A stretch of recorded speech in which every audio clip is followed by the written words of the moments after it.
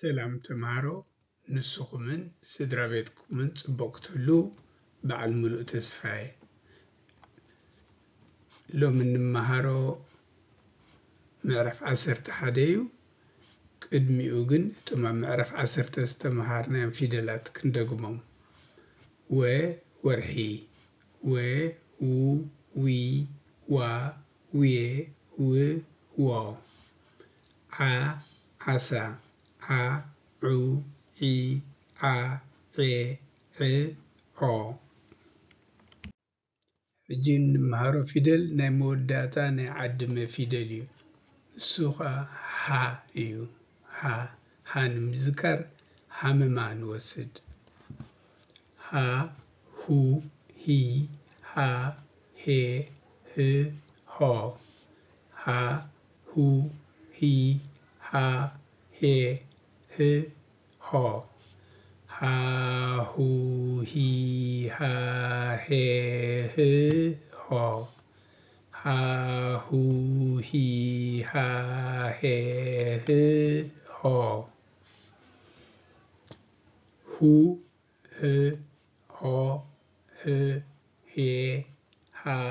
ሂ ሆ ህ ሄ ሃ ሂ ሁ ህ ሄ ሃ ሂ ማ ህ ሆ ሁ ሂ ሄ ሁ ሆ ህ ሂ ዎ ሃ ሃ ህ ሄ ሁ ሞ ሂ መላመድ ንባብ ሃ ህ ሃህ ሻ ሂ ሻሂ ሃ በ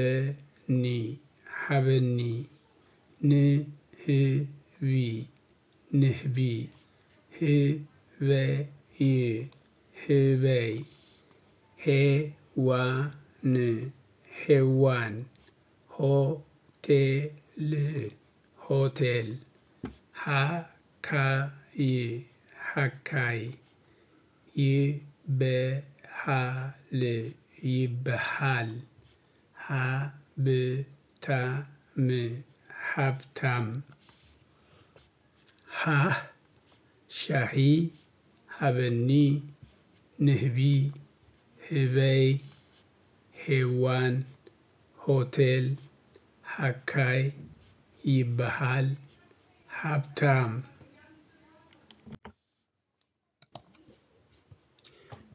ንባብ ቃላት ህዝቢ ህዝቢ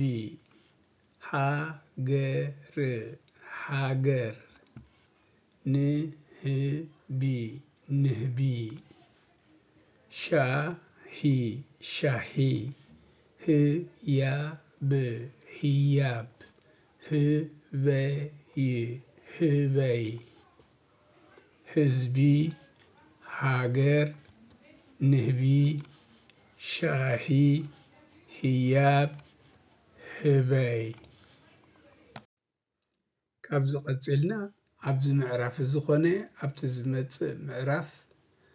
ብዛዕባ ናይ ቤት ትምህርቲ ዝምልከት ቃላት ክንመሃር ኢና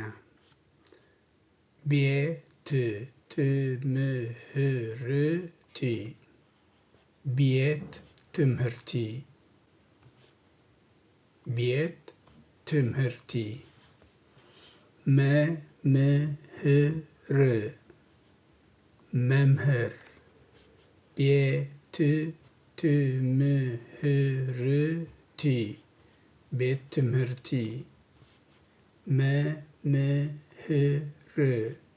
መምህር ኣብዚ ድሕር ሪኢኹሞ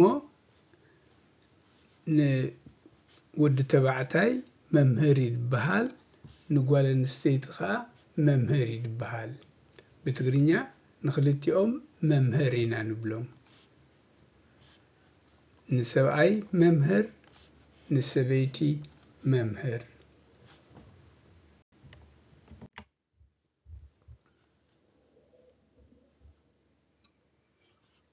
ኣብዚ ከዓ ንባብ ቃላትን ሙሉእ ሓሳባትን ኣለና ተምሃራይ ተምሃራይ እዚ ብዝንሪኦ ዘለና ወዲ ተምሃራይ እዩ እንታይ ከብል ኣሎ እሱ ኣነ ተምሃራይ እየ ኣነ ተምሃራይ እየ ተምሃሮ ተምሃሮ እዚኦም ንሪኦም ዘለና ከዓ ተምሃሮኦም ብዙሓት እዮም ሓደ ተኮይኑ ወዲ ተኮይኑ ተምሃራይ ንብሎ ጓል ተኮይና ተምሃሪት ንብል ኩሎም ብሓባር ግን ብዙሓት እንተደኣ ኮይኖም ካብ ክልተ ንላዕሊ ተምሃሮ ንብል ንሕና ተምሃሮ ኢና ንሕና ተምሃሮ ኢና እዛ ሕ ትብል ፊደል ገና የተምሃርና ዘለና ኣብ ድመፅእ ዘሎ ምዕራፍ ክንመሃራ ኢና ክደግመልኩም እየ ቤት ትምህርቲ ተምሃራይ ኣነ ተምሃራይ እየ ተምሃሮ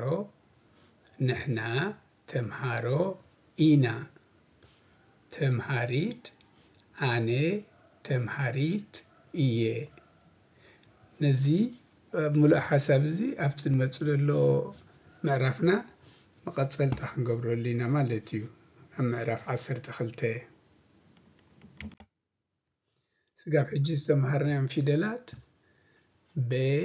ሴ ሸ ከ ኸ ለ ዘ አ ገ ነ ኘ የ ተ ቀ ቐ ረ ፈ መ ወ ዓ ሃ ረ ሩ ሪ ራ ሬ ር ሮ ፈ ፉ ፊ ፋ ፌ ፍ ፎ መ ሙ ሚ ማ ሜ ም ሞ ወ ው ዊ ዋ ዌ ው ዎ ዓ ዑ ዒ ዓ ዔ ዕ ዖ ሃ ሁ ሂ ሃ ሄ ህ ሆ ስለዚ ዓድመ ኣብዚ ወዲእና ኣለና የቐኒየለይ ፅን ኢልኩም ዝሰማዕኹምኒ